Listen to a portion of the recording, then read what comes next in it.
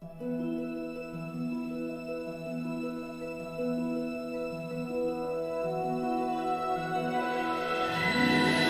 evening, folks, and welcome to the June meeting of the Ottawa RASC. Welcome to RASC members and visitors and those from other RASC centers as well. We are recording this webinar and it will be available eventually on our website.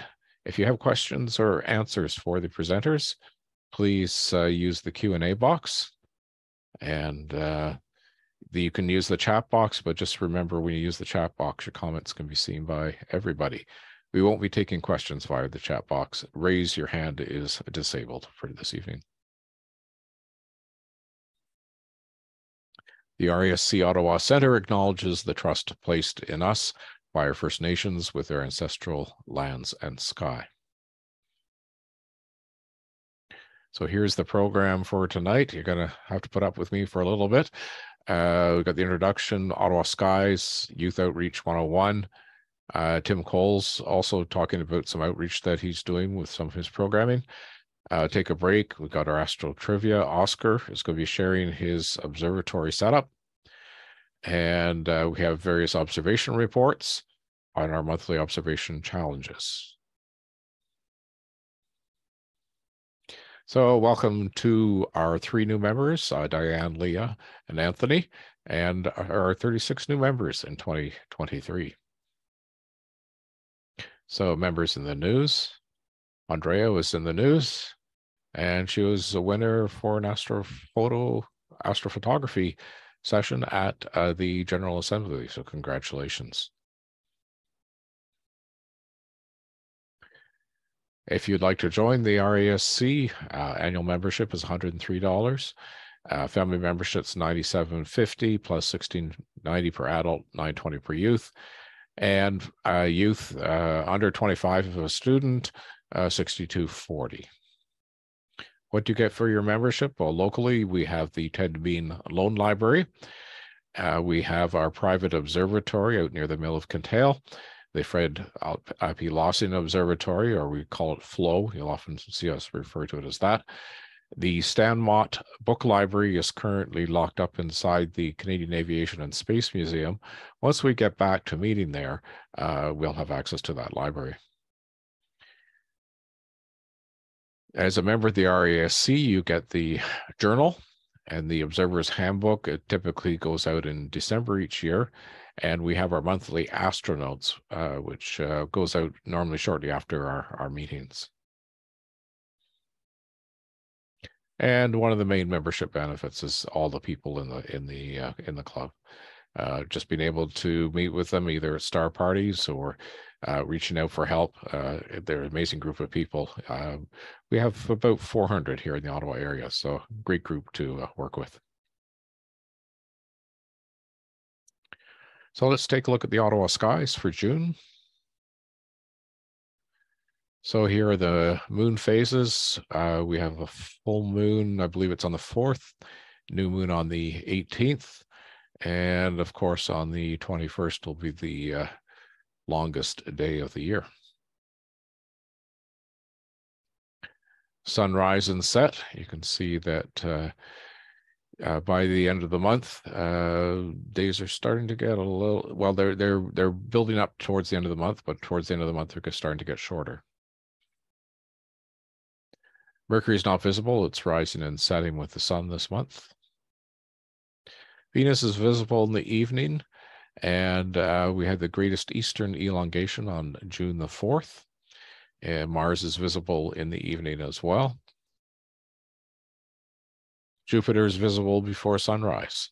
So what I'm showing here on the screen, if you haven't sort of seen this before, is the first of the month and the last of the month rise and set times is what I'm showing on the screens here. And this will be available in Astronotes as well.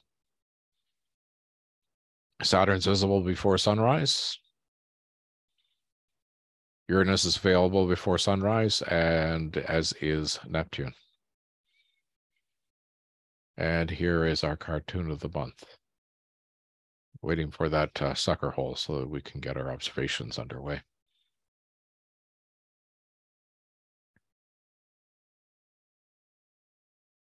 Okay, so I'm just going to, we're just going to switch here. Chris, if you, there we go. I'm going to just share my screen. And here we go.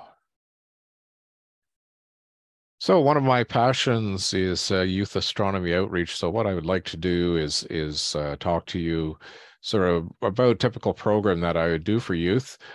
We get a lot of requests for doing these type of things. It would be great if some other people could jump in every once in a while. So there, I developed my program for two different age groups. So first of all, I've got the 5 to 7-year-olds. These are the beavers or sparks. Presentation needs to be highly interactive. I'm just moving some things around the screen here so I can see my text. Key things, some of them have an attention span of a gnat. So you really have to keep things moving, keep it very interactive. And you got to make sure that movement is part of the activity. This is what I cover off in the younger age program. And I talk about the solar system, and I created a mnemonic using a monster theme. Kids love that. We have a sorting game to order the planets correctly. Talk about constellations, the star finders, the evening sky map. Some of this stuff is sort of over their head, things like websites they take home to show their parents. I do a brief show and tell on a telescope. We talk about rocks from space, meteors, meteorites. I hand around a meteorite. We talk about craters, and then we make craters. And I finish up with a stellarium walkthrough of the evening skies for that day. So here's the mnemonic, can't speak, that I use to help the kids learn their planet order. And I saw a bunch of them out there, and I came across this cute monster diagram, which I've got permission to use. And so the sequence is my very eager monster always jumps slowly until noon. And I've put the A in there for asteroid belt. It's important to know where that is in the whole solar system as well. And of course, every time we talk about Jupiter jumps, the kids have to get up and jump, and that's part of the movement process for this. And then when we get to Saturn, they jump slowly. So again, it's just to encourage some movement and helps them focus a little bit better. So I show them the picture of the solar system, and then we talk about the sun. It's very important anytime I do a presentation to youth and even adults to talk about the safety of looking at the sun. And I talk about the solar glasses. I actually hand a pair of these plastic ones around. I also show them the cardboard ones, and I say that those are the only type of glasses that are safe to look at the sun. We talk about how to make a pinhole projector. I also talk about these little eyepieces that fit into older telescopes and how dangerous those are. And also, if you're looking at the sun through telescope, you need to put the shield over the end of the telescope. Some just basic safety things for sun, and I reiterate that each time. Then we go through slides for all the planets, just a little bit of information on each of the slides. And obviously, when we get to Jupiter, they have to jump, and then they jump slowly for Saturn. So just a quick bit of information there. Again, each of these is a single slide. I just compress it for time here. Then we got Bob the Builder that's going to be helping things, but unfortunately the monster has jumbled up the solar system. Everything is in the wrong order. And so now at this stage, depending upon whether I'm doing it virtually or in person, if I'm doing it in person and it's a smaller group, I have a bunch of binders with pictures of the planets using the same pictures that are here, and hand them out in random order to a bunch of groups, and the kids sort them out, and I make sure they've got them all in the right order. If I'm dealing with a larger group, then I do it on the screen, and basically I have them call out the order of the planets, and eventually we'll get a screen like this with everything in the correct order. We then talk about shapes in the sky. I talk about connecting the dots and how we do that. And I talk about the Big Dipper, the Little Dipper, Cassiopeia, and Orion. I don't need to get much more in depth than that. I tell them how to find Polaris and the North Star using the Big Dipper. And then normally if I'm doing a school group, I'll pick up a copy of the Echeverri book called Find the Constellations. It's a really good resource. It's not that expensive.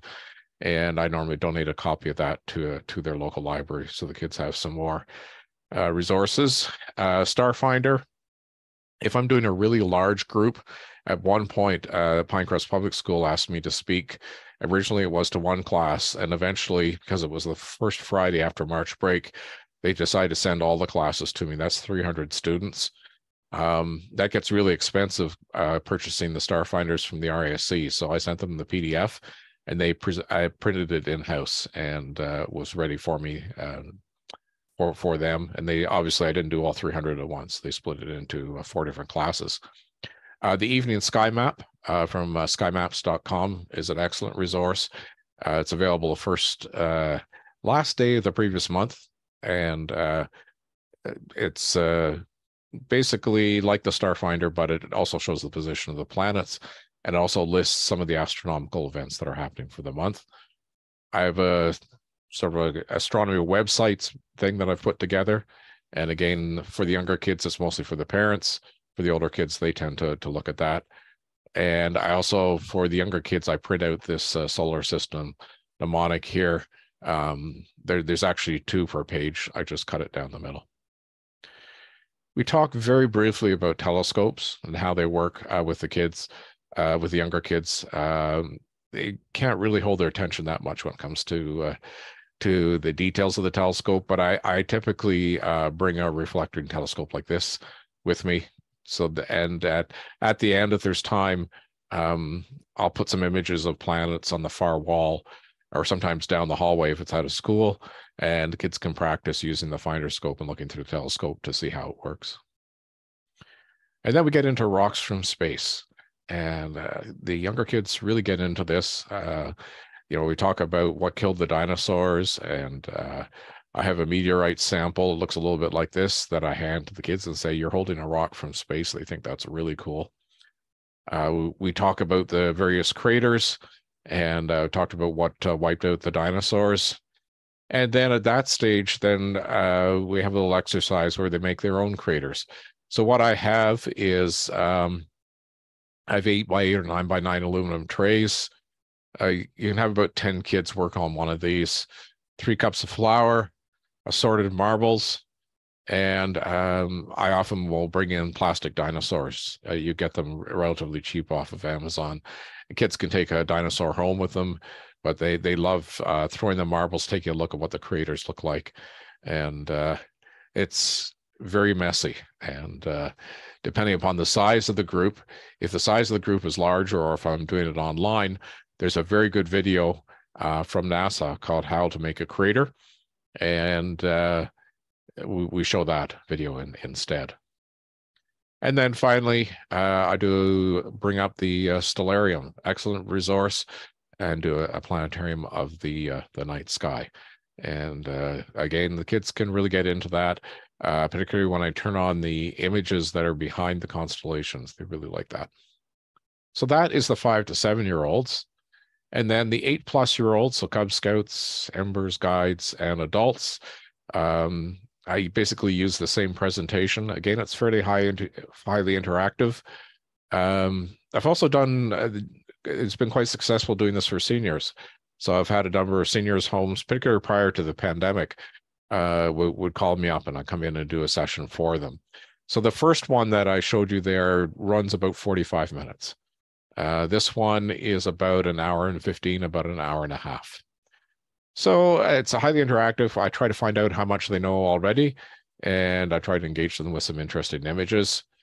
So this is basically what I cover off, what you can see with the naked eye from the brightest to the dimmest. I run the Ottawa sky slides. We talk about the constellations, a few more than I did before. Where's north, and then how to find south. We talk about how to use starfinders, the evening sky map, and websites. I go into a little more detail on the types of telescopes and how to use a finder scope, go into a bit more detail on radio telescopes, and then I use Stellarium to show the evening sky. If it happens to be a clear night and we've got the time, then I'll take a telescope outside and we'll look outside as well. It's when it comes to just one person doing the presentation, If you've got 30 kids, it takes a long time for everybody to look through the telescope. So that's why I tend to use stellarium initially, and then if I've got time, I'll go outside. So the first question I ask them is, can you tell me what you can see in the sky without binoculars or a telescope from the brightest to the dimmest? And it's quite interesting. Most kids will say, well, the moon. And I'll go, well, no, there's something brighter than the moon. And they're all scratching their heads. And eventually they realize that we look at the sun as well. And then they really have to start to think, because then we go through all the different things. And so again, I do the same presentation I did for the younger kids on the safety of the sun.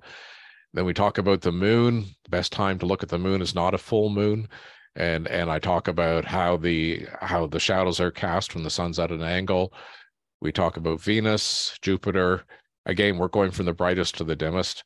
So Jupiter, and then just a bit of a reality check on Jupiter here. I show this is what an image looks like through a telescope. You know, they see all these marvelous images that, you know, people with high-end telescopes have, or the Hubble and so on. And I go, well, here's the reality. So I show them that image there. We talk about the planet Mars, planet Saturn. We talk about the stars, and Sirius being obviously the brightest star. And then we talk about satellites. I talk about the challenge of all the Starlink satellites starting to block our view. We talk about meteors. Now I get into a little more detail about the meteorite that I'm handing around. It's from Campo de Chisholm, which is the iron meteorite in Argentina. I hand around the meteorite. I've actually got two of them if I've got a larger group. And then we talk about comets. And from there, then I go into, seem to be missing some slides. Oh, yes, I go into the Ottawa skies for this month. Then we go into constellations. So I do a few more constellations with the older group. So I do the Little Dipper, Cassiopeia, Orion, Cygnus, and Lyra. And what I'm doing here is I bring up the star pattern first, so they can figure out what the constellation is. And then when I get down to Cygnus and Lyra, it's a little harder to sort of figure out what they're looking at. And I will often just bring up the lines, talk about it. And so I'll show Cygnus, and then I'll zoom out. I'll show Cygnus and Lyra. I go, why am I talking about all the constellations? Well, what I'm doing is I'm talking about the constellations, using them as signposts in the sky, so that we can find really cool things like the Ring Nebula. So, and I also demonstrate that when I'm using stellarium as well as a navigate around the sky. We talk about how to find Polaris and North. I'll often talk about little stories about like the German or the Roman soldiers back in the days didn't have eye charts, and they would have the Roman soldiers look at the bend in the Big Dipper, and if the soldier only saw one star there, they weren't given any projectiles because they couldn't see very well, and things like that. So little stories to sort of lighten things up. Then I talk about Australia and how you can find the South Pole in Australia and the math that's involved there. And also, too, when you look up in the sky, the planets and the sun and so on move from right to left versus left to right because you're in the southern hemisphere. I have handouts. I have the Starfinder, either the one from RASC, or I send a PDF ahead of time, the evening sky map, and the astronomy websites. I then go into details about the telescopes. I talk about the path of the light through all these different types of telescopes, and then I finish up with the radio telescope. But before I do that, a lot of people, I found this particularly at star parties and so on, people who are new to telescopes, sometimes they don't even unpack the finder scope that comes with the telescope because they don't know what it's for. So I think it's very important to tell folks, okay, here's how the finder scope works. I show a picture of the parts of a telescope. I typically have a reflector telescope with me so they can actually see a real one. And then I talk about how the finder scope works, and how the ones I have happen to have a bullseye, but I talk about the red dot one as well, and show them how easy it is to find something versus looking just without a finder scope. We then talk about the radio telescope. This is the one up in Algonquin Park. My dad was a radio astronomer back in the 60s. He was one of the first scientists to work on this one. talk a little bit about the history of that and how the long baseline interferometry works, where the Canadians were the first in the world to prove that concept, where they linked this radio telescope and the one in Penticton, BC together. And there was actually a race on between the Canadians and the Americans as to who could do it first, and we beat them by 6 weeks. The kids love to hear that story. And then I talk about the project which they had a number of years ago, where they got their first image of the black hole, and we talk about how all these radio telescopes were linked together. I then run a little video here. There we go. So a little video of what artist concept of what a black hole looks like. And we talk a little bit about black holes, and that can really take quite a bit of time. There's quite an interest in black holes. And then I show them the first image that we ever got of a black hole. And then I finish up with a planetarium of the night skies. So that's what I do. And I mean, there's no right or wrong way when it comes to doing the outreach, but this is sort of a program that's worked for me for a number of years. And if anybody's interested in helping me with this, I'd really appreciate it. I can certainly share the slides and all the resources that I have for this. And outreach is one of the key components of what we should be doing with the Royal Astronomical Society. So I think that's it. Thank you very much, Dave, folks. while you're doing that, before you stop sharing, there is one question, and it happens to come from one of the panelists. So he's going to ask himself. Sure. Well, hey, Dave, good presentation. Thank you. I just had a question concerning your meteor impact experiment. Some people have seen the versions that I had done. Do you put cocoa on top of your flour? Like when you put the flour in the pan, do you sprinkle cocoa on top? So when it just makes too much of a mess. It does make it more realistic. Absolutely. But yes, I remember when you did that I think you did it for our Cubs one time. Yeah. Yeah, and it got to the point where I shouldn't have been ingesting so much inhaled cocoa, so I switched up to powdered tempera paint. So I used different colors, and then when you do the impacts, you get all these different colored ejectas, so you can now see which impact happened first, because you can see one color overlying another. But good stuff. Yeah, really good stuff. Thank you. The video from NASA uses cocoa powder for theirs, but yes, good point there. But the kids really love that, and it's I always have to tell the groups that make sure we're not on the carpeted floor when we do that particular experiment, or get your brooms out. Anyways, thank you very much, folks. I'm assuming the cocoa powder not only makes the crater look more obvious, but does that actually start to show ejecta and the pattern that displays? Yes, it shows the ejecta pattern much more clearly, because the white powder that's underneath flies out, and then you can actually see the pattern. Yeah. Okay, so I think that's it. Are there any other questions? Okay, so let me... Okay, someone in the audience, Pam, is saying that toasted wheat germ works well too, and isn't as sticky as cocoa. Maybe it's healthier. Okay, there we go. Okay. Thanks, Pam. There we go. I'll stop my share. And so I'll turn it back over to you, Chris. Except all I'm going to do is turn it over to Tim. So let's just go straight to Tim. Bear with me. I'm only an engineer. I think that's it. Okay. Can anybody see me or not see me or hear me? We can see you, and we can see your screen. Okay. Oh, well, nothing's perfect. You got me. Okay. Yes, a student's progress from knowing, well, you can read as well as I can. So that's basically what we're going to look at tonight. And of course, in addition to DSOs, all the astronomical gear, which is actually relevant to tonight's little chat as well. Some of you may already know, I've been teaching an online astronomy course for Loyalist College for the last 7 years. They needed someone to design a course some years ago and came to the RASC for help. And I've been teaching the one I put together for them ever since. Whether I'll do it again, who knows? They only tell me a few weeks before each session comes up. This is intended as an introductory class, so the assumption is you've got no background at all whatsoever in astronomy. And by design, it's supposed to have absolutely no mathematics. And trust me, putting together an astronomy course with absolutely no mathematics is a challenge. But you know, that's what they pay me the big bucks to do. So there you go. Now, sometimes I get thank you notes, which is always kind of a nice thing because, you know, it lets you know why you keep doing this sort of thing. But every now and again, you get a particularly wonderful thank you note, including this one. This is one of my students' older daughter, one of my students' older daughter, and I've blurred out her face for privacy. This is a telescope that this young lady and her dad put together.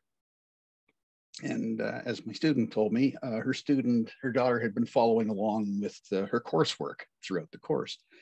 And I don't know, I'm not sure. Maybe I should check on plagiarism and see if, you know, who did actually did the work, but I'm not going to worry too much about that.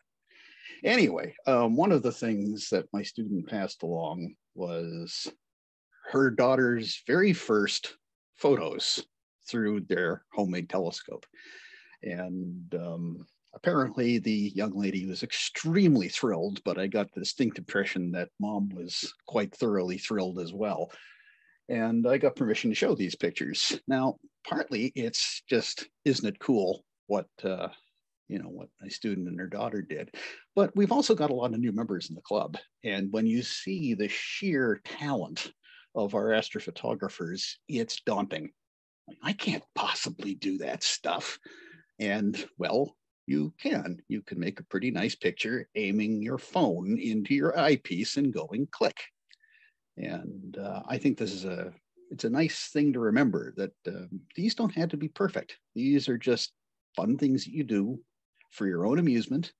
And maybe sometimes you can share them with people if you feel like it, and you don't have to. You could just put a magnet on your cell phone and stick it on the fridge. I guess that's, you know, the modern day kids art on the fridge. Anyway, never mind. Give you a few more views of this telescope. Oh, rats, I keep going the wrong way. This actually is an interesting telescope that the family had put together. It's done with 3D printed parts. And you can actually get a 3D printed part for the rocker box, which strikes me as kind of odd, considering, you know, it's much easier to just build it out of a box, but you can do it. There's also an optical kit available that you can just buy. Apparently Amazon provides it as well, although I have no idea what the quality is like. I find it interesting to put a Batinov mask on it as well. Not entirely certain how useful that would be, but no, it's a nice thing to have. I checked on the, I got some information on what they used for plans for this 3D printed telescope, and moved on to their website and got some of the photos from the printables website for this. And it's obviously something that requires a reasonably, you know, you're looking at a big 3D printer. So this isn't something that you're just going to do with some dinky little 3D printer that you're going to, you know, pick up to make little pictures of you know, little Monopoly houses or something like that. But it still strikes me as something that that you could have done by an enthusiast friend, or perhaps through a 3D print shop. Well, rats, I keep going the wrong way.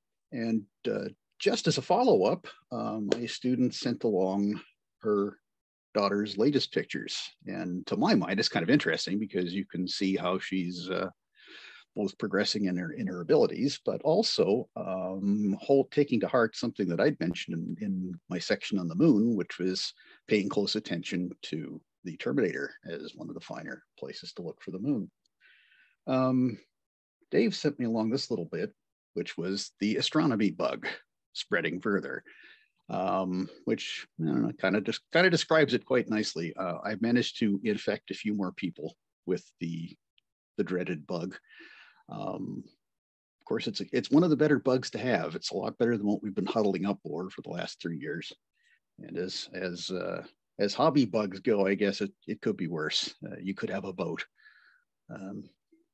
Mind you, for a telescope, you have to break out another 1,000 too, but that's another story. In case anyone's interested, I provided the links for the 3D printed telescope and the optics kit that comes with it.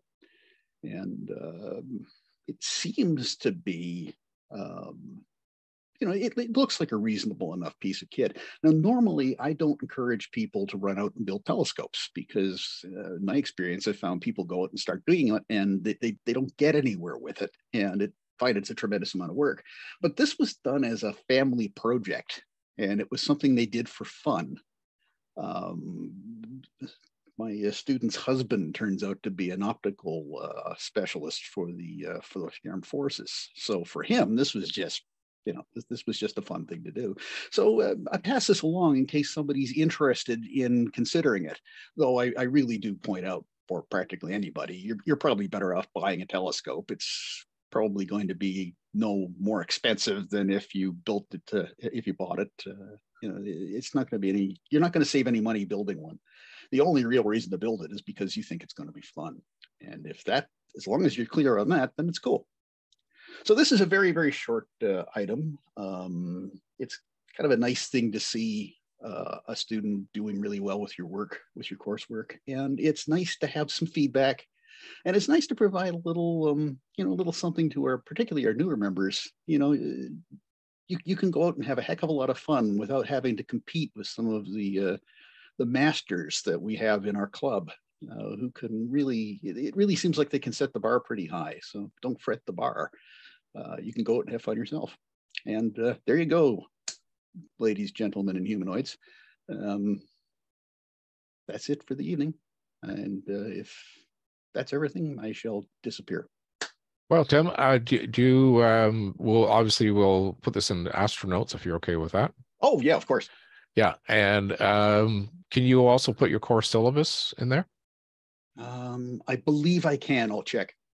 Yeah, it'd be interesting. And that the course, is it open to the general public, or is it just to specific students? No, it's you can sign up for it through Loyalist. I'm not sure the requirements and the limitations, but okay. There are no prerequisites for it, and it's okay. Offered as a general interest course. It's part of the government's requirement for enrichment in your coursework.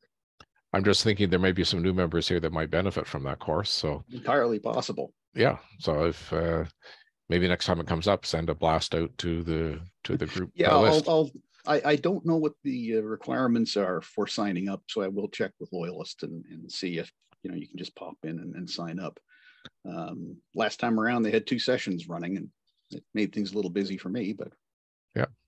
Okay, well, really, really appreciate your time. Are there any? I don't know. Don't see any questions. I see some things on chat here, mostly positive comments. But yep, that's great. All right. Well, thank you very much. Hey, thank you. Can you unshare me, because I don't know what the heck I'm doing here? Yeah, hang on a second. There you go. Perfect. Now we get to see your face.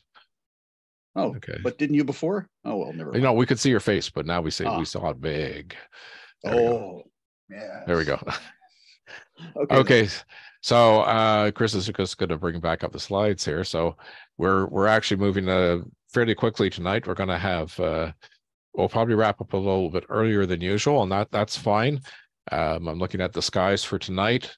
Not too bad after about 11 o'clock, so you'll have more time to observe. Anyways, we're going to take a 5-minute bio break. And the trivia challenge for this month: what is the name of Pluto's largest moon? Is it Phobos, Pandora, Charon, or Nereid? So we'll come back in 5 minutes and we'll take it from there. Thank you, folks.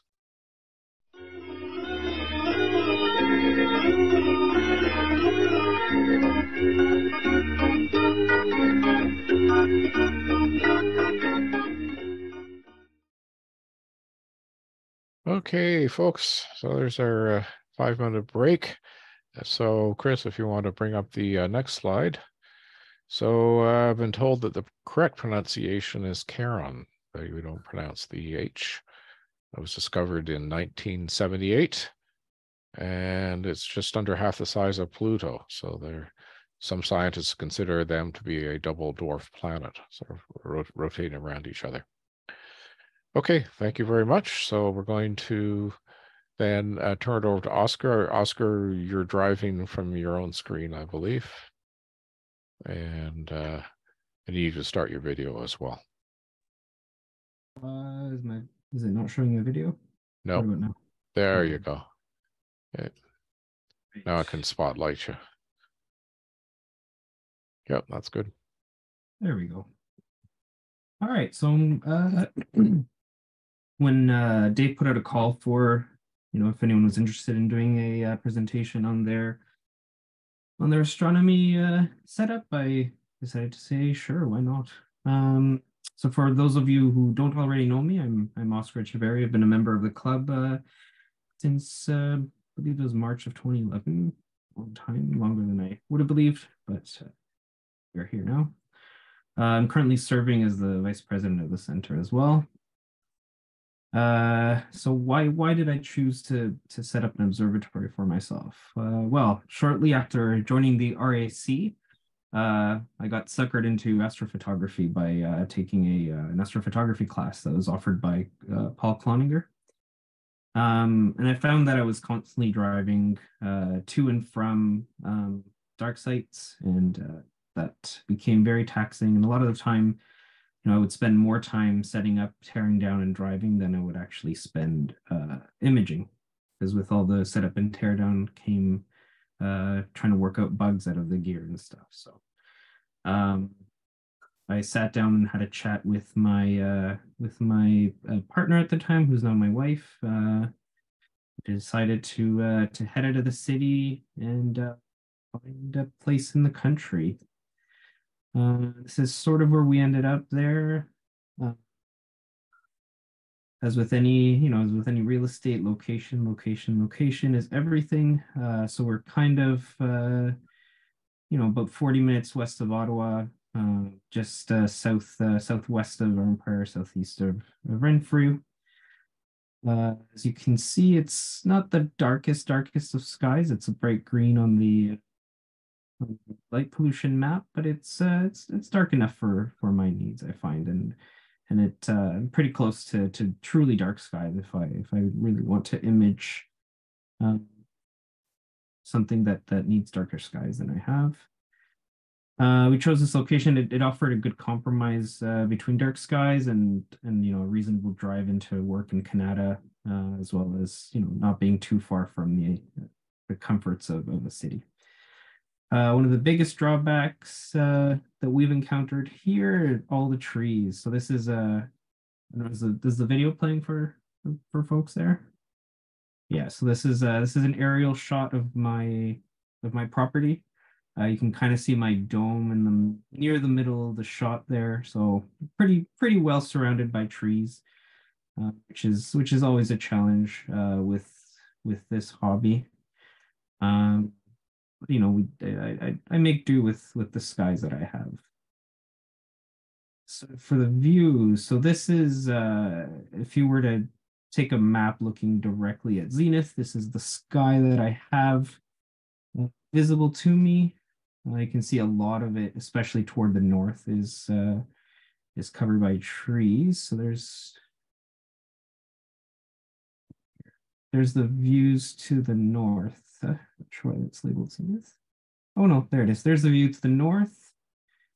I don't get a whole lot of sky at all. I get just enough sky to do a polar alignment when I need it. Polaris sits right between two big trees. A big sort of lump on the left is a fairly sizable oak tree, and then I forget what kind of tree is on the right there.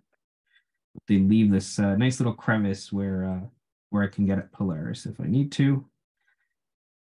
The view to the east isn't much better. It's still fairly covered, but it sort of as well as it hides the light dome from Ottawa that direction. So I don't mind it too much. I don't tend to image too much in that direction because it's a little bit brighter. Looking west is a little bit better. The tree line comes way down to about 20 degrees or so. So I get lots of sky to the west, which is good. I can catch things after the meridian and follow them into until they set, basically. And looking to the south isn't too bad either. So I can usually catch things once they're 50 or so degrees up in the east, and then chase them across the sky. So that's it for the views from the observatory itself. So I'll talk a little bit about the dome. So the observatory structure is it's a tan colored sky shed pod that I purchased from a club member several years ago. Bought it from Sylvie Letourneau. Haven't seen her around in a while, but yeah, she sold it to me. So it sits atop a 12 foot by 12 foot floating deck. The design was inspired by Paul Cloninger's observatory. He has a very similar sky shed pod and deck as well.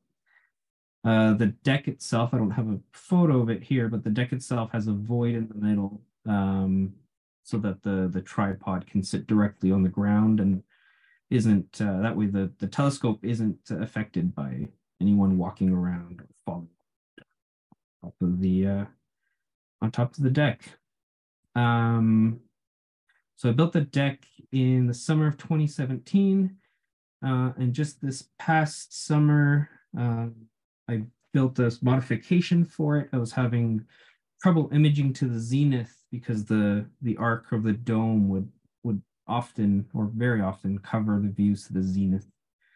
So that became pretty frustrating, and so I built a platform just to the east side of the structure where I can push the entire dome right off too. So it's more of a roll off roof observatory now, or slide off roof observatory now, than it is a dome with a rotating. The added benefit to this setup as well is that I don't actually have to I don't have to get up several times in the night to nudge the dome to get it out of the way when as my target moves across the sky. The dome's out of the way the entire night. Let's see here. In addition to that, I've got another rig that sits out in the field, covered by a Telegizmo 360 cover. So it's a smaller scope than what I have in the observatory, and it's semi-permanent for now. It's kind of an experiment I started this last fall, keeping this rig out in the field. We'll see how well the equipment copes under the cover, and how long my wife will tolerate the eyesore. Two things I'll have to sort out. But I usually leave the mount and telescope out there under the cover, but I'll usually take the camera and electronics inside. But it's handled the rainstorms that we had this spring pretty well, so might live there a long time. So now for the nitty gritty of some of the gear in the dome. So the gear in the dome, it's a 11-inch Celestron Edge HD on top of Ioptron CEM70, which is on top of an Ioptron TriPeer 360. The main imaging camera that I use on this scope is a ZWO ASI 2400 MC Pro, which is a full frame cooled camera. My guide camera is an ASI 174 mm Mini, and it shoots through an OAG, so an off-axis guider, so that I'm imaging through the same scope as I'm guiding through.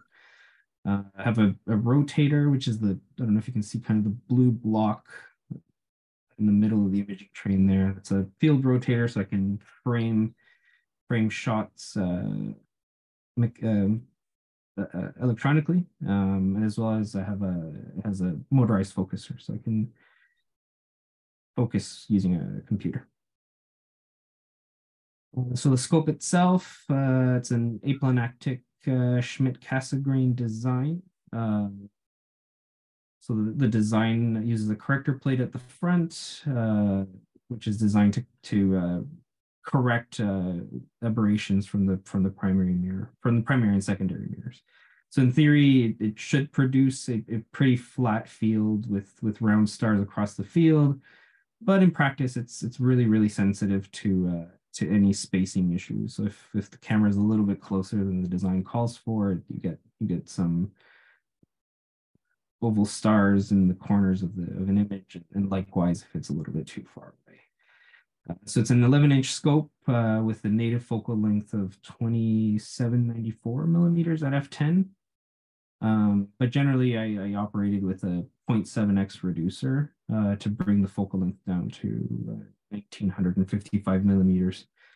When I'm using the reducer, I believe it doubles the field of view and it decreases the required exposure in half as well to achieve the same brightness level as I would be. So if I were to take a 5-minute exposure at f7, it's equivalent to taking a 10-minute exposure at f10. The camera that I use, again, it's a ASI 2400 MC Pro, which is a cooled one-shot color camera. It's a full-frame sensor, so it's quite large, 36 by 24 millimeters. It has a full well capacity of 100,000 electrons, so that's a pretty deep capacity for a camera. So basically it means I can expose for a really long time before even the brightest of objects saturate the pixels that are being exposed. Has just about 6 micrometer or 6 micron sized pixels, which is fairly large as far as CMOS cameras go, which is good for the image scale that I get out of the telescope. It makes guiding a little bit more forgiving, and it also makes the camera a little bit more sensitive since each pixel has a slightly larger surface area with which to collect photons. It's a 24 megapixel sensor, so it's fairly high resolution. At full power, the cooler can bring the camera, I believe, 35 degrees below ambient temperature. So I tend to operate at around negative 15 degrees Celsius, sometimes a little colder, negative 20. But it gets challenging to get it that low once we get into the full throw of summer. So all of that sits on top of an Ioptron CEM70, which is a mount that I bought. I think I've had it for 2 years now. It's a really, really good mount. I get really good performance out of it. Really good guiding. Usually the guide error is only about 0.4 arc seconds, which is just below the pixel resolution of the main camera, meaning in theory I shouldn't see any guiding errors in my image. It has 70-pound payload capacity, which is just about double the weight of what I operate on it, which is kind of the recommended load for an astrophotography rig. And it also has an integrated borescope camera for polar alignment. So when I have polar alignment, there's a little cap that pops off of the deck axis there, or the RA axis, and there's a little camera behind there that I can use to polar align. For auto guiding, I use an off-axis guider, ZWO ASI 174 so that particular guide camera is a really sensitive camera. It has large pixels, around 6 microns as well. And it has quite a pretty large sensor as far as guide cameras go, which is beneficial when shooting with an off-axis guider, since it makes it a lot easier to find a star to guide on. Also, if I'm having any trouble finding a star, I can always rotate the position of the guide camera independent of the rest of the image train to try to find a position that'll yield a star. I got some questions here, Oscar, from Andrea. Can your OEG find a guide star post-meridian flip on its own, and can it be rotated? Yes. Yeah, so I'll probably talk about the software a little bit later, but I use Nina to capture, and after a meridian flip, I believe it just instructs PhD to start guiding again. PhD is the guiding software I use, and PhD will find a different star after a meridian flip because it wouldn't have the same star in the field of view. But assuming there is a star in the field of view, it'll just pick a different one and start guiding on it. In the event that I can't find one, then yeah, I can rotate manually after a meridian flip to try to find a different star. I haven't run into that case yet, but yeah, it's certainly possible. So do you have a concrete pier then, Oscar? No, it's not a concrete pier. I use a tri-pier 360, which is a hybrid of a portable pier and a tripod. Okay. So it's sitting down on I guess I've got a couple like concrete blocks that the legs of the tripod sit on top of on the ground. Underneath the underneath the deck. So they're not on the Okay. deck itself, just because because of the movement. Yeah. Okay. Great. Thank you. So for folks that maybe don't know how an autoguider an OAG works, this little diagram will attempt to explain. So basically on one end, you've got the light from the telescope. And then there's a little orange prism there picks up some of the light that comes in from the main telescope and redirects it up to the guiding camera, which is the teal cylinder. And then the rest of the light goes uninterrupted to the main imaging camera. So the reason I use one of these rather than a more traditional setup with, say, a guide scope is this setup eliminates something called differential flexure, where you have because when you image through when you guide through a different telescope than what you're imaging through, you're gonna either have a little bit of shift in one of the telescopes and then you get a little bit of difference between the movement in the field of view of the guide camera versus the movement in the main camera. So this eliminates that because both cameras are looking through the same telescope. So you shouldn't have any difference in the movement of the field of view between the two. What other stuff do I have on this telescope? I have a Pegasus Falcon rotator. So this lets me rotate the field of view of the camera. I drive all of this through a computer, and a lot of the time I'm not in the observatory itself. I operate it from the inside because mosquitoes would suck me dry if I was outside.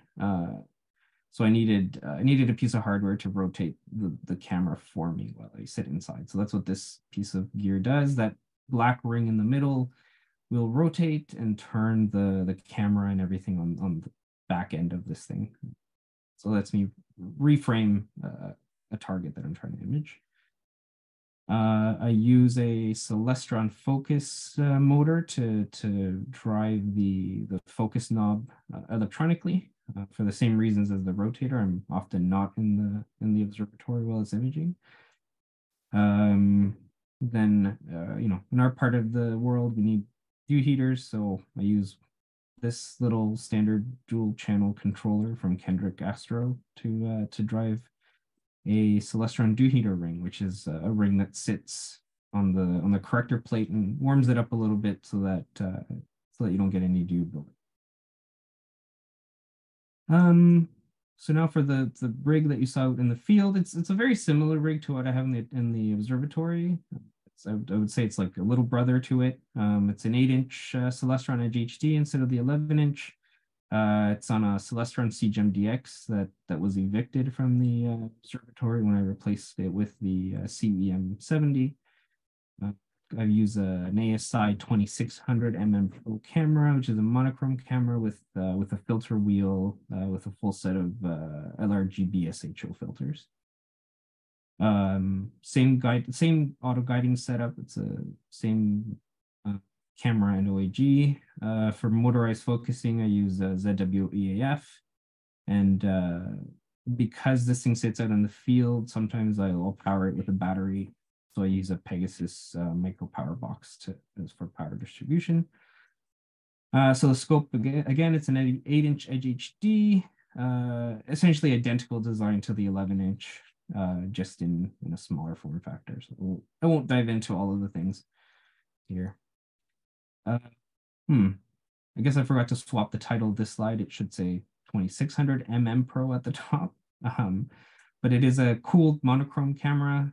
It's an APS-C sized sensor at 23.5 by 15.7 millimeters. So a little bit a little bit smaller than the full frame. And it's equivalent to, say, it's about the same size of like a Canon 60D or 70D, any of the most of the consumer DSLRs have something like this. Full well capacity of 50,000 electrons, so it has about half the electron capacity of the other one before it saturates, but it's still pretty good. And 3.76 micron size pixels, so that's a pretty standard size for CMOS sensors. So it is a bit smaller and therefore a little bit more unforgiving to auto guiding, but it still does well. And it is also a 24 megapixel sensor. So the mount that it all sits on top of is a Celestron CGEM DX, which is a mount I actually really struggled with when it had the 11-inch setup on top of it. I think that setup is about 36 pounds, which is, about 80% of the 45-pound capacity of the mount. So I had a hard time getting good guiding with this mount with that other rig. But with this 8-inch sized rig, it guides really well, almost as well as the CEM70 on a good night. And I think by comparison, this rig is only about 22 pounds in weight, so it's about half the capacity, which is good. Last summer, I hypertuned last fall, I hypertuned the mount as well. So I took it all apart, polished a bunch of pieces, all the gearing, made it all nice and smooth, tightened all the gear meshing, and it really improved I found it really improved the guiding performance. So I went from something like 0.7 to 0.8 arc seconds of guiding error down to about 0.4 seconds of guiding error. So it's turned it from a mediocre mount to a pretty good mount. And then I also replaced the saddle with an upgraded saddle from ADM that supports both Vixen and Losmandy style dovetail bars, because the original CGEM DX saddle only supported Losmandy sized dovetails. So for auto guiding, it was, again, the identical setup I had on the other one, and for all the same reasons. Now, I'll say that guide scopes are good. There's no issue with them. It's just they're more challenging to use when you're shooting really long focal lengths, like I do with those two. What other stuff's on this one? I've got a Pegasus micro power box for power distribution. So this little piece of kit will take a 10 amps in, and it'll distribute that for dew heaters or for other 12 volt outputs. It has a temperature and humidity sensor that you can attach to it, so that it'll automatically manage how much power to send to the dew heaters based on the calculated dew point. So it's pretty handy. That way it makes power consumption a little bit more efficient, because I'm only using just as much dew heater power as I need. For focusing, I use a ZWEAF, which is pretty standard. It itself has a temperature sensor as well, which feeds into my autofocusing algorithm. So my sequencer will refocus the image anytime, like I think every 45 minutes, or anytime the temperature changes by more than 2 degrees Celsius. And the computer that I use to drive this setup is this small Melee Quieter 3Q mini PC. The PC itself it's a Windows-based Intel processor computer. It's just about the size of a deck of cards, maybe a tiny bit larger. But it's great because it runs on 12 volt power as well, so I don't need to waste power running a power inverter or anything. So it's good for when I'm running it from batteries. Just for software that I use on these rigs, I run Windows 10 in the Observatory on a standard desktop PC, and Windows 11 on that mini PC for the rig in the field. I use a software package called NINA, or Nighttime Imaging and Astronomy, to control all aspects of the observatory. So I can actually build a large sequence of things I want to do, and it'll drive the equipment. So one of the things I like to do is I'll start up a sequence like well before it's time to image, and then that way I can put my daughter to bed and the telescope will start doing its own thing once it's dark enough. And then I use OpenPHD2 guiding for auto guiding software. I guess I was supposed to click through these.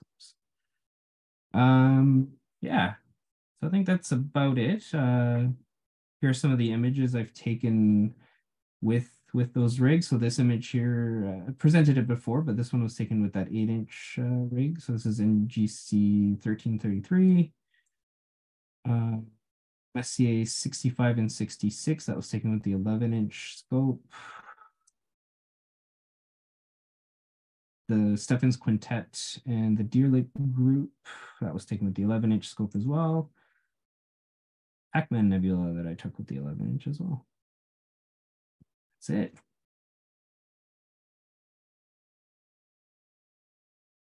So thank you very much, Oscar. Are there any questions for him? I'm assuming you've got power out to the dome. Is that right? Yeah, I ran I buried 100 or so meters of cable. Okay. And the one in the field is battery powered. Often, sometimes I'll run an extension cord from the observatory to the rig, depending on whether or not I feel like lugging out heavy batteries or not. Okay. And then how do you get the signal from the dome back into the house? I don't have an idea of the layout there. Is it a long distance? Yeah, it is. It's about from my house to the observatory is about 75, 80 meters. I use Ethernet power line adapters. So it's just a thing you plug into a standard electrical outlet, and it has an Ethernet port on one end, and then it just uses your electrical wiring as a stand-in for Ethernet cables. Oh, okay. I think it does encode it doesn't code the signal in some way, so you do lose a bit of speed, but it works. Okay. So you're not running like 20 cables between the house and the observatory? No, I just have the one electric cable running that I buried several years ago. I wish I would have buried Ethernet, but didn't think I had one. Oh, well. That'll be a project for this summer when it's cooler, right? Yeah, maybe. Maybe. And Okay. There was one other question in the chat room. Doug Fleming was liked your sky charts where you hid the part of the sky you can't see with the from the observatory, and you're wondering how you did that. Yeah, it was a pretty manual process. Basically, I slewed the telescope to every high, I would look at every high point roughly every 15 degrees of sky, and then I would just point the telescope and see how high I could go before I hit a tree, or rather how high I could go until I cleared the trees, and then I wrote down what that altitude was. So I'll have to update it in a couple of years as those trees, will continually grow, and someday I'll cut the trees down if I can convince my better half that the trees need to go. Okay. Well, thank you very much. I really appreciate that. Yeah, no worries. So, Chris, I'll get you to bring up the slides again. There we go. So here are our observation reports, and Andrea is up first. So let me just spotlight you. There you go. Thank you. Can you hear me okay? Yep, no issues. Oh, good. This is a galaxy that I took a picture of in, actually I started it in April and I finished it in May. It's NGC 2093. Oh my gosh, 2093. I call it the Lonely Galaxy because it is an isolated barred spiral field galaxy. It's in the constellation Leo, but a field galaxy is gravitationally isolated. This galaxy is about 30 million light years away. And there is a little faint fuzzy below it, and it's considered a companion dwarf irregular galaxy. I took about 5 hours of mono data in April. And on the night of our last meeting, May 5th, I was trying to take some color data during a full moon, and I was having a lot of technical problems. And that is important because it meant that I was wide awake at about 1 in the morning that night. And then I started getting all these alerts on my phone. And so that's the next picture. And that was an aurora happening May 5th, the night of our last meeting. At 1 in the morning, the alerts went off. The hemispheric pressure was like 95 gigawatts. I'm lying in my bed thinking, you know, do I really want to go out there? It's a full moon. Am I going to see anything? And we could see a lot in the full moon. And in fact, I actually sort of had to darken the foreground a little bit. It was so bright, the foreground, all my photos looked like it was daylight. But yeah, so this was just up the road. I was in my pajamas, and it was about an 8-second exposure for the sky. And of course, 8 seconds in a full moon, the landscape was totally glowing. I had shadows. It was crazy. It was a really neat night. Wasn't predicted, so we couldn't warn anybody it was coming, but it was an unexpected aurora on the full moon. I guess technically it was May 6th in the morning. And the next image, please. Oh, they look so small. But yeah, they are pretty small. This is a pair of galaxies known as the butterfly galaxies. I think it's also been called the Siamese twins. And this was taken with my telescope, and very similar to Oscar's, actually, the C11 telescope with an off-axis guider on the same mount, the CEM-70. And in fact, I actually had a lot of problems with this image. I had a terrible light leak in my OAG, and I had terrible gradients. And Oscar and Malcolm were very kind and very helpful, giving me ideas. And so I encourage everybody who is struggling with their astrophotography to reach out to others, because we all love to solve problems, even other people's problems, apparently. But what was extra special about this night is I actually took a photograph of something.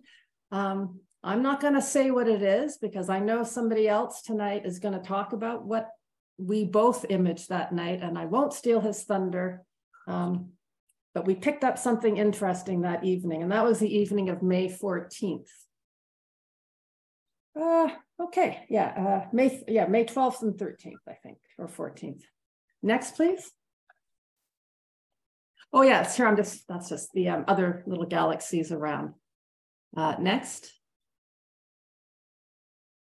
This is the Cat's Eye Nebula, NGC 6543, and it's a planetary nebula.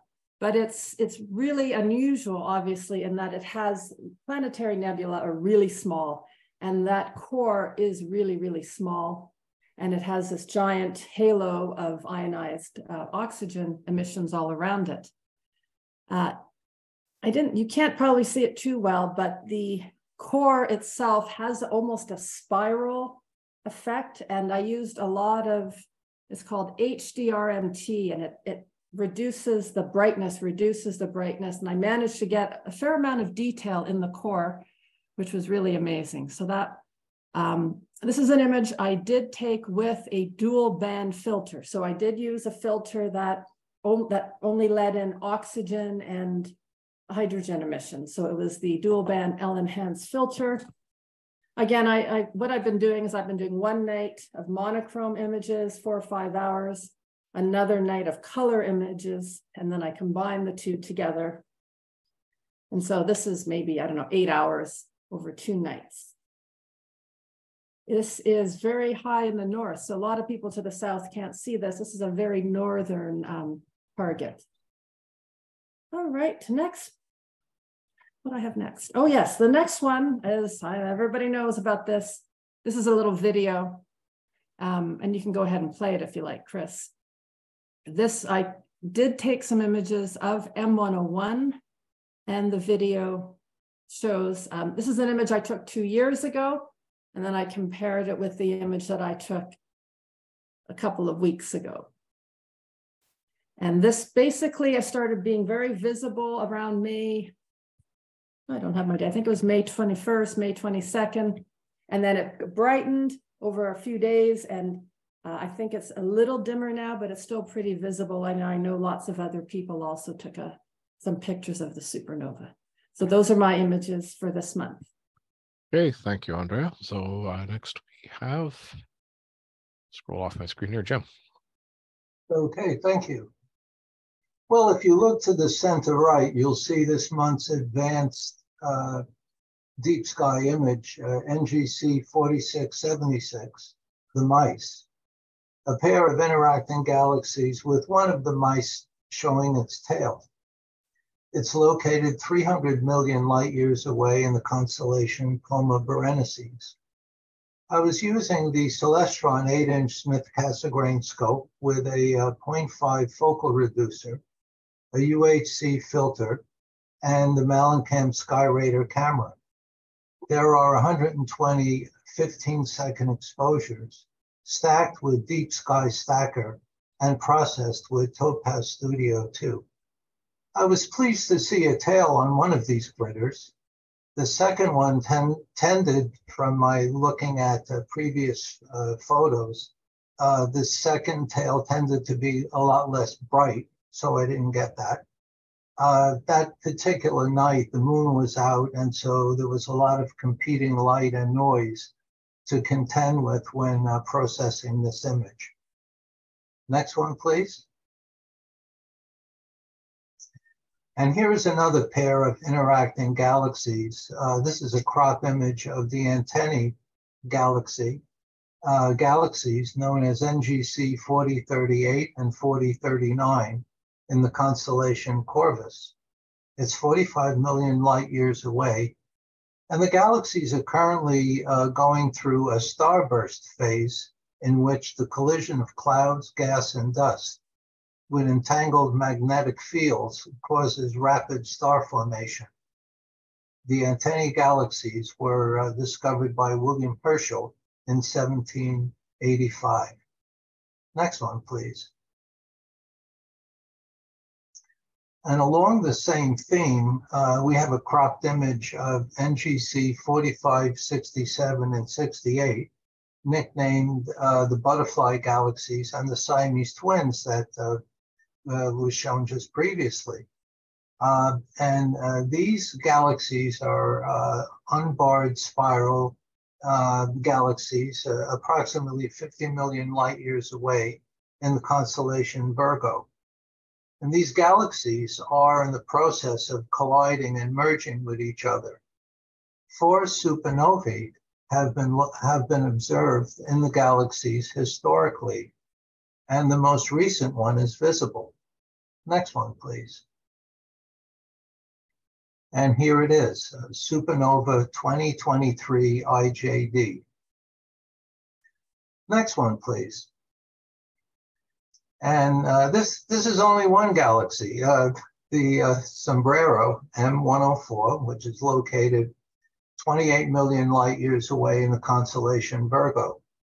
M104, from what I've read, has a mass equal to 800 billion suns and is one of the most massive objects in the Virgo galaxy cluster. M104 was discovered in 1781 by a French astronomer and comet hunter, Pierre Méchain, and was one of Charles Messier's colleagues. Thank you. Okay, thank you. So turn over to Brian. Thank you, Dave. I was working a bit late one evening, and I stepped out on the back porch right after work, and I noticed the sun was about to disappear behind a tree. So I thought I'd make take a quick peek at the sun through these sinoculars that I picked up from Focus Scientific just a few weeks before they closed. They're, as you can see, they're 8x32 white light binoculars. And they're excellent for if you want to go and do a quick check to see what sunspots might be visible, and then maybe throw a solar shield on a larger scope to examine it. But anyway, what I noticed when I was taking a peek there was that there was the one major sunspot, and then I found 4 in a row just in a line there like that. So I just did a 2-second sketch just to dot them down, just so I could see that. But if you have a chance to try a pair of sinoculars like this, they're really, really handy just for a quick check on things. And my other one, yeah, this is obviously high quality imaging at work here. So I just went out and took a quick shot. There's of the sky at my backyard. We can identify some of the objects here with the next slide, please. So there we see Venus and Mars, of course. And when you're looking at that, you're looking more or less at the plane of the solar system on its slant. So you see the twins of Castor and Pollux from the constellation Gemini, and this other bright object in the sky, which is, if you go to there you go. That's what I have for this evening. Thank you very much. Okay, thank you, Brian. So I'm going to turn it over to Bob. Just a second here. There we go. Yeah, hi, how you doing? M99 is a pretty face-on spiral found about 45 million light years away. The bright star in the lower left corner is 26 times more massive than our own sun, but because the nuclear furnaces burn hotter when the star is more massive, it is 226 times as luminous as our sun. Even though it is so luminous, it is not very bright because it is 759 light years away. This makes it a mag 6.5 star, which is not visible to the naked eye unless you are young with great eyes. I imaged this galaxy over 7 nights between May 5th and May 21st. The moon was a problem for about half of these days, and forest fire smoke was a problem for most of May for me. I'm not seeing it in other people's images, but down here, even Venus looked red when I saw it in the evening sky. Next image, please. This is the same image with no color correction. As you can see, smoke preferentially scatters blue light. This means only the red end of the spectrum reaches my camera's sensor. My camera uses a very carefully calibrated filter to produce a reasonably true color image without much adjustment. Not very useful when you're imaging through smoke. The image processing programs I use can compensate for this, but some of the colors don't get through very well, and others are swamped by the noise produced by the excess scattered red light. This affected all my images in May, although I only use M99 as an example. Next image, please. This is one of Oscar's challenge objects. Very interesting galaxy. It's about 30 million light years away. Okay, next image, please. I imaged the mice for 7 nights during May with the accompanying problems of moon and smoke. This made it impossible for my setup to capture much color. I might try again sometime with less smoke and no moon. The galaxies are about 290 million light years away. The tails are produced by tidal action caused by the gravitational effects of the collision. Next image, please. I imaged this galaxy 11 nights in May, between May 5th and May 24th. I chose M101 because it was so far away from the moon in early May. Each night when I was finished imaging my preferred target, I would swing my telescope over to M101. Then on May 22nd, Tom Taylor posted that there was a supernova in 101. I looked at my data, and sure enough, the supernova showed up in my May 21 images and not the earlier exposures. On May 24, I added 2 more hours of reasonably moon-free data of the supernova. This image is before the supernova. Next slide, please. And that is the supernova. Chris, can you go back one? And then ahead, and then ahead again. Over the years, I've imaged maybe a dozen supernovas, but this is the brightest I have ever seen. Also, it is the first time that I was actually imaging when a supernova exploded. By the way, supernova is one word. Thank you very much. Okay, thank you, Bob. So I'm going to turn it over to Oscar. Just give me a second here while I spotlight him. There we go. There you go, Oscar. Hey, so this is an image M63, the Sunflower Galaxy, I believe. So I took this one with the 8-inch Edge HD and the ASI 2600 monochrome camera. I think I just did red, blue, and green for this. I didn't bother with any lumen. But it was about I think it was like 9 hours of exposure total. Next. This one here is Messier 106, Galaxy and Ursa Major. This one was imaged with the 11-inch Edge HD and the ASI 2400 FC Pro. This was about 10 hours, I believe, of exposure across a couple nights. I was doing the similar thing to Bob, where I would image my main target and then slew over to this when my main target was gone. Anything that doesn't look like a pinpoint star, and this is a galaxy, there's a ton of galaxies in this field. What is that artifact? That sort of U-shaped. Yeah, so there's a bright red star. Yeah, there's a bright red star just outside the field. Okay. So I think what's happening is that star is causing a reflection off the prism in my off-axis guider, and then producing that artifact. Okay. Reflections producing that artifact in the field of view. I did try to correct it out in software, but it's too much work. Yeah, no problem. I was just interested as to what it was. Yeah. All right. I think that's it for me this month. Okay, thank you, Oscar. So we're going to turn it over to Paul, and let me see. There he is. Okay. You there, Paul? Yes, I am. Can you hear me? Yeah, I can hear you. So I'm just going to spotlight myself here because I know you got your video on. Yeah, I've had I missed half the meeting here with Zoom problems. I had to reboot everything and reinstall Zoom. So yeah, I missed the interesting part of the meeting. So unfortunately, that's the nature of the internet out here. But seems to be back online now. So I hear you guys. I'm glad you hear me. So Yep. I'll just let you know what I've got here. So yeah, we certainly had a few unexpected astronomical events in the last couple of weeks, and surprisingly, hey, we even had some clear sky to be able to view them. This shot was taken on May 21st, the Sunday evening of Victoria Day, actually, the long weekend, and the universe decided to display some celestial fireworks and provided us with an aurora.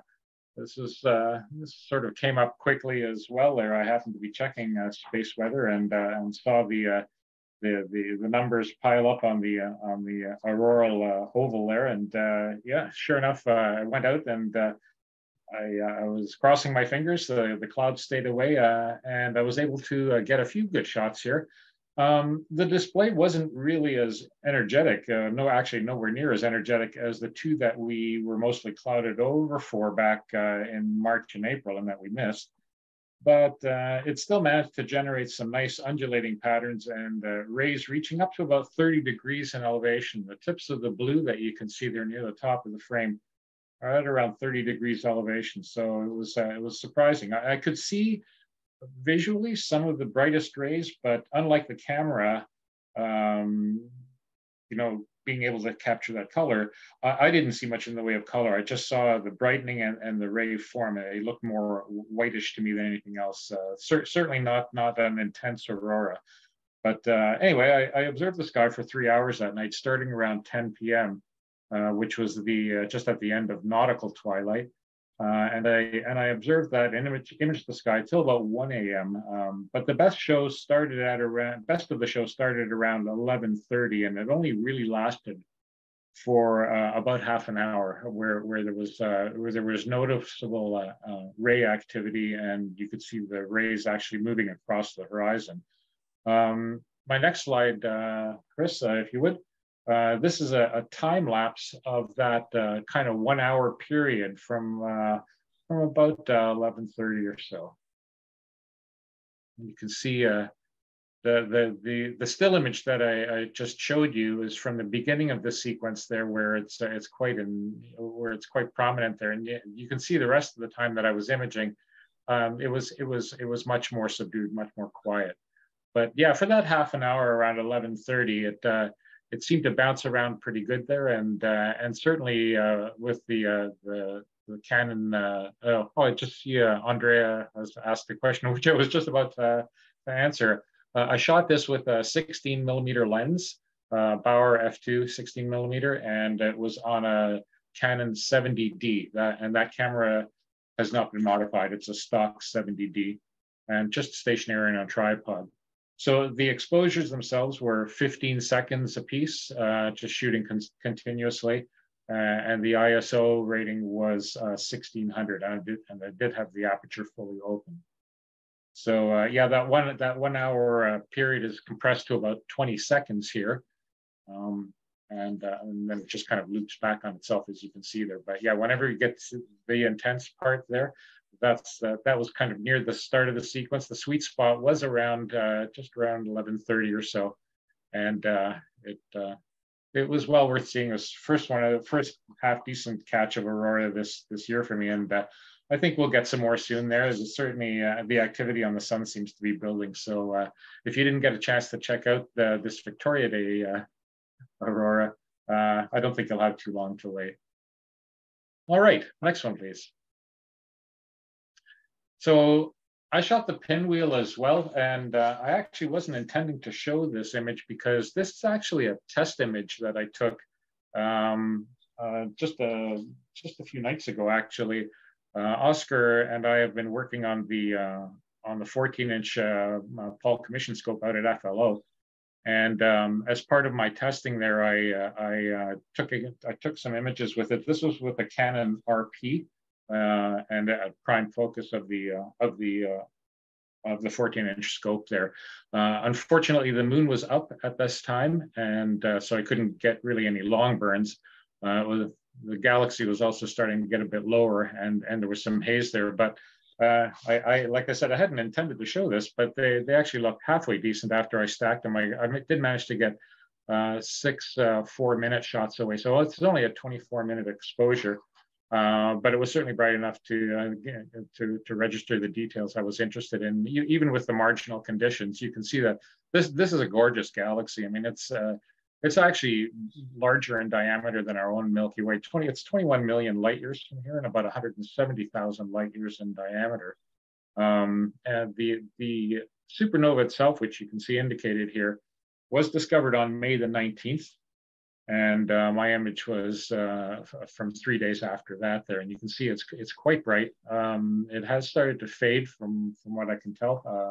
The moon doesn't make such evaluations all that easy there, so I'm hoping to image it again shortly when we get a break from the moonlight there. But it was encouraging just from the point of view of the work that we're doing on the 14-inch out at FLO to try to make it ready for more general use by other folks there. So for those of you that are waiting eagerly to get your hands on the 14, I haven't forgotten about you. We are working on it, and I think we have a game plan that should yield some fruit shortly. So stay tuned, and I'll keep you posted on that. So yeah, as I say, even with the marginal conditions and the short exposure time here, this is a lovely galaxy to explore, especially if you are into any kind of imaging at all. You can see that as you look in towards the core of the galaxy. I mean, it's just rich in dust lanes, and it's big enough and close enough to us that there's a lot of interesting detail to explore there. So quite a lovely galaxy. All right, next one, please. So I've shown you this before. This is just a wide field view of the heart of the Virgo cluster, and the reason I show it is because of M99, which you've seen a couple of shots of already. It's in that dense part of the cluster, not too far from heavyweights like M87 and M84 and M86, just at the top right-hand corner of the field. And let me zoom in on this. With the next one there, please, Chris. There, that's my exposure of it. That was also taken with. Oops, sorry. Hang on a second. My notes are a little bit scattered here. Yeah, that was taken with my 11-inch Edge HD, and it's a 2-hour exposure. We already talked about that bright star at the top there, and that's Hipparcos 60089. It's magnitude 6.5 visually, so under a dark sky, and as was mentioned, if you have reasonably good eyesight, you could just maybe barely be able to detect this visually. But yeah, I really enjoyed this this challenge object, because as you noticed from my last slide of the pinwheel, it actually looks like it could be the little brother to the pinwheel, with a widely extended spiral arm moving away from the rest of the more tightly wound arms closer to the core there. So it is 45 million light years away, so it is about just over twice as far as M101, but still close enough to get some nice detail on that. Okay, and my last one, please. This is also a challenge object from next month, from last month rather. This is the crater Snellius. It lies near a previous lunar challenge object, the crater Petavius. I really love this region of the moon because of especially when you view it under the lower illumination angles that you can see here, because they really bring out the shadow details of the topology near the terminator. But anyway, the crater is in the northeast quadrant of the moon, near the edge of the disk. The crater itself is 83 kilometers in diameter. And interestingly, you can just notice, if you look carefully, have a look at Snellius there, and you can see what appears to be a shallow depression running from about Snellius sort of up and to the right a bit, reaching almost to the dark terminator edge. That's the Snellius Valley there, and obviously the crater itself must have been formed afterwards, because it kind of cuts it in half. That valley actually continues down and to the right, although under these shadow angles it's not quite as obvious there. But interesting, yeah, it just kind of blasted itself and bisected that valley. This image itself, again, was taken with the 11-inch HD and the ASI 294 MC Pro imager. And it's a stack of 24 5-millisecond exposures chosen from a sequence of 1,000 frames. That's it for me this month. I won't be seeing you next month because I'll be traveling for most of the month. So we'll see you in a couple of months. And in the interim, enjoy your summer, and wishing you all clear skies. I unmute myself. That works better. Thank you, Paul. Okay, so here are the observing challenges. That was for last month. Here are our observing challenges for this month. First one is Messier 94. And all of these will be in our Astro notes. So we'll move through these fairly quickly. Intermediate is NGC 6181, another spiral galaxy. And our advanced challenge is Minkowski 1-64 at Planetary Nebula and Lyra. And our lunar challenge is Crater Cleomedes. So we have our challenges set out before you, and hopefully we'll get some observations with some of these for next month. And we'll also, just a reminder that the Fred Lawson Observatory is available to members. And there's some pictures there. Our next members only star party is June the 17th with a waning crescent moon. And we have a public star party at the Diefenbunker, just right next door to the Karp Library, planned for June the 16th, with the 17th being the rain date. It would be great if we could have as much participation as possible for that. There's another picture of where we are, and we're in the parking lot here off of Karp Road. Okay, so our last one was wiped out by clouds. Let's just hope this will not be the case. And yeah, these are the dates for the upcoming public star parties. And here's the club information, folks that help keep things running here. And now, in terms of club information, I need to let you know that Mick has stepped down as meeting chair. He was he did get COVID, and as a result of that, it's just too much pressure on him to continue in that particular role. So we are looking for a meeting chair. I'm doing it in the interim. I have a lot of other things to do as president, so I'd love to get somebody on board to help bring them up to speed. And the meeting chair position does change in December of this year. So if somebody would like to put their hand up, I'd be happy to talk to them. And basically, it just means reaching out for speakers for upcoming meetings and working with Chris. And Chris is an amazing person to work with. He pulls all the slides together and does all the Zoom stuff.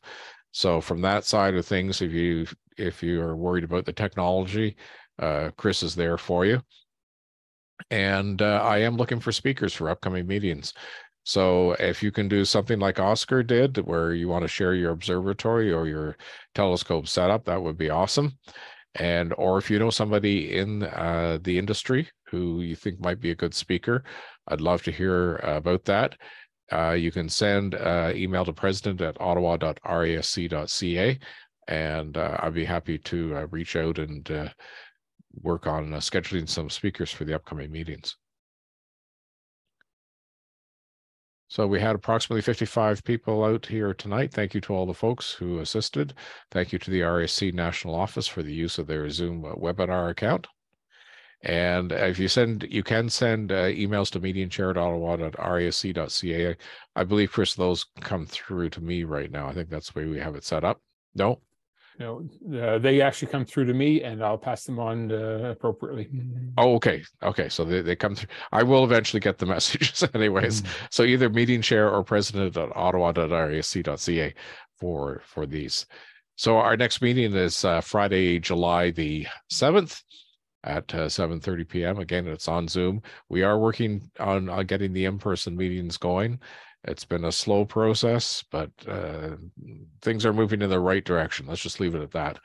And hopefully we'll have some exciting news for you in the near future. And Dave, maybe I'll add something to that comment. In the process of making new arrangements with the Aviation Museum, they have asked us to equally restart our activities promoting astronomy at the museum. And the first one coming up, which we haven't announced yet, is daytime observing on Canada Day. It's July 1st at the front door of the museum. We've done that many years in a row. It's a big crowd that comes by there. So I'll send an email out to the membership looking for a few volunteers who would like to help set up their scopes. We'll have Moon, Venus, and of course the Sun. Okay, thank you, Chris. So thank you, folks. We finished a little bit earlier this evening, but that's okay. More time to get out and observe. Looking at the dark sky chart, by about 11 o'clock, it should be good to go. So thank you, folks. Have a good evening, and we'll see you in July.